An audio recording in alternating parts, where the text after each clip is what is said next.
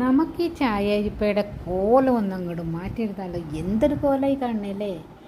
ആദ്യം ഉപയോഗിക്കാറൊന്നുമില്ല കേട്ടോ. പിന്നെ ഇതൊന്ന് എങ്ങനെ വെളുപ്പിക്കാൻ പറ്റും നമ്മുടെ ചായരിപ്പകളെ എന്നുള്ളത് നോക്കാൻ വേണ്ടിയിട്ട് ചെയ്ത പരിപാടിയാണ്. അപ്പം നമ്മുടെ സോഡാപ്പൊടിയാണ് ഇട്ട് കൊടുക്കുന്നത്. പിന്നെ അതുകൂടാണ്ട് ഞാൻ കുറച്ച് കാരവും കൂടി ഇട്ട് കൊടുത്തിട്ടുണ്ട്.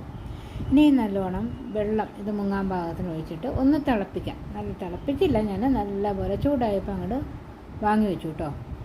ഇനി അതൊന്ന് തണുത്ത് വരുന്ന സമയത്ത് നമുക്കൊരു എന്താ പറയുക, കണ്ടോ കോലം, ഇവനെ ഒന്ന് വെളുപ്പിച്ചെടുക്കാനായിട്ട് നോക്കാം. അപ്പോൾ വെള്ളമൊക്കെ ഒരു വിധം ചൂടാറിയിട്ടുണ്ട്. ഇനി ഇതിൽ നിന്ന് എടുത്തിട്ട് നമുക്ക് നല്ലപോലെ സ്ക്രബ്ബർ ഉപയോഗിച്ചിട്ട് ഒന്ന് ഉരച്ച് കഴുകി നോക്കാം എങ്ങനെ ഉണ്ടാവും.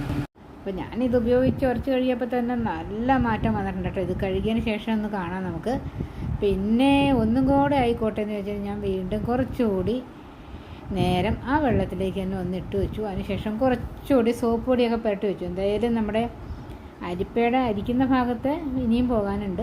ബാക്കി റെഡ് ഭാഗമെല്ലാം വൃത്തിയായിട്ടുണ്ട് നല്ലോണം തന്നെ. അപ്പം നല്ല പോലെ നമ്മുടെ ക്യാമറയും കൂടെ വെച്ചുകൊണ്ടാണല്ലോ ഞാൻ ഈ ചെയ്യുന്നത് കയ്യിൽ. അതുകൊണ്ട് തന്നെ നമുക്ക് ബലമൊന്നും കിട്ടില്ല ഉരയ്ക്കാൻ.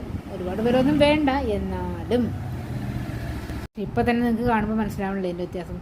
അപ്പോൾ നമ്മളിത് സ്ഥിരമായിട്ട് ഉപയോഗിക്കുന്ന സമയത്ത് ഒരാഴ്ചയിൽ ഒരു ദിവസം വെച്ചിട്ട് ഇങ്ങനെ ക്ലീൻ ചെയ്തുകൊണ്ടിരുന്നത് ഇങ്ങനെയൊന്നും സംഭവിക്കില്ല കേട്ടോ. ഇത്രയും കളറൊന്നും മാറിപ്പോകില്ല ഇത്. അപ്പോൾ നല്ല ഇപ്പോൾ വില ഉണ്ടെങ്കിലും പഴയത് ഒന്ന് കാണിച്ചു തന്നതാണ്. അപ്പോൾ പുതിയത് കയ്യിൽ വരുന്ന സമയത്ത് ഇനി തുടർച്ചയായിട്ട് ക്ലീൻ ചെയ്ത് പൊക്കോളും കൂടെ. അപ്പോൾ ഇതുപോലെ അഴുക്ക് പിടിക്കാണ്ട് നമുക്ക് കിട്ടും. വളരെ ഈസി ആയിട്ടുള്ളൊരു ടിപ്പാണ് കേട്ടോ ഇത്. അപ്പോൾ എല്ലാവരും ഒന്ന് ചെയ്ത് നോക്കുക, എന്നിട്ട് അഭിപ്രായങ്ങളൊക്കെ അറിയിക്കുക. സബ്സ്ക്രൈബ് ചെയ്യാനും മറക്കണ്ട കേട്ടോ. അപ്പോൾ വീണ്ടും ഇതേമാതിരി ഒരു ടിപ്പൊക്കെ ആയിട്ട് വരാം. അതുവരെ ബൈ ബൈ.